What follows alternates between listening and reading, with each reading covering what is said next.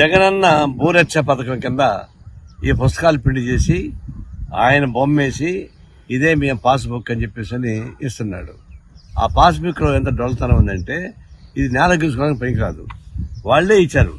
Bank loan తీసుకున్న సందర్భంలో కానీ, భూమి రిజిస్ట్రేషన్ చేసే సందర్భంలో కానీ ఈ భూమి యజమాని హక్కు పత్రం మరియు పట్టాదారు పాస్ పుస్తకము అధికారికి చూపించిన అవసరం లేదు.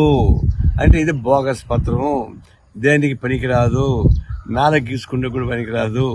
బొమ్మ చేసి కొన్ని వందల కోట్ల రూపాయలు ఖర్చు పెట్టి మొత్తానికి ఇది పంపిణీ చేశాడు. ఇది అసలు ముందు కాంగ్రెస్ గవర్నమెంట్ ఉన్నప్పుడు తెచ్చింది ఇది పాస్బుక్.